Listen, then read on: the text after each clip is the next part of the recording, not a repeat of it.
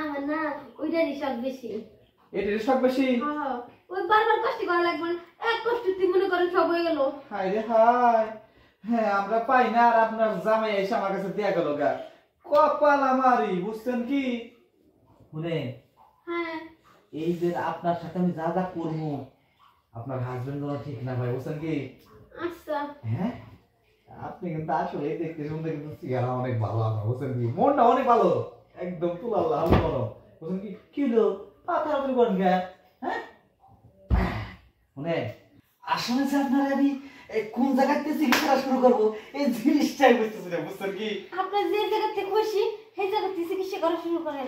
আচ্ছা ঠিক আছে, সমস্যা নাই। শুনেন ঠিক হইলা নেই আগে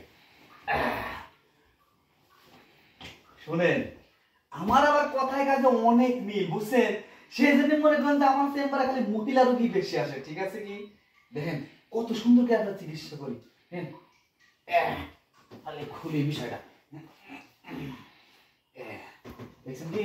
দাঁড়ান তাহলে আসুন, আরে হাতটা ছাড়া দাঁড়ান,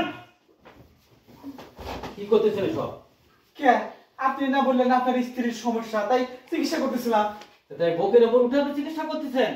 না ইয়ে মানে কিসে, মানে সমস্যার সমাধান করতেছিলাম। সমস্যার সমাধান করতেছেন? হ্যাঁ। এই আপনাদের মতো ডাক্তারের জন্য ভালো ভালো ডাক্তারের বদনাম হয়, কথা বলতেন নাই? দেখছেন, আমি তো আপনার বলছিলাম এটা এক ভণ্ড আর লুচ্চা ডাক্তার, আপনি তো বিশ্বাস করেন নাই। আমি এটা বিশ্বাস করি নাই, তার জন্য আপনাকে প্রমাণ করার জন্য আমার স্ত্রীকে আমি থেকে গেছি।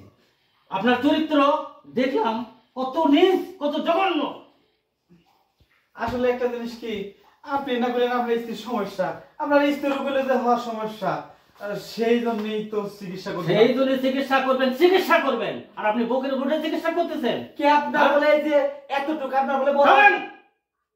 শুনো, আমি কি আস্তে কই, কথা বলেন। এই সব ডাক্তার না ওই যে জেলের ভিতর দেওয়া লাগে, পুলিশের হাতে ধরা দরকার। আপনি যদি ভালো ডাক্তার হতেন তাহলে আজ বাড়িতে চেম্বার খোলা রাখতো না, কথা বলতেন নেই? আপনি একটা লুচ্চা বদমাইশ, আপনাকে পুলিশে দেবো।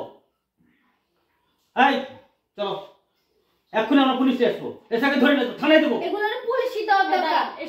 শোনেন, এগুলি কাজ বন্ধ করেন আর আমি যাচ্ছি, পুলিশ পাঠিয়ে দিচ্ছি। আপনার চেম্বার আজ থেকে সিলগালা করে দেওয়া যাবে।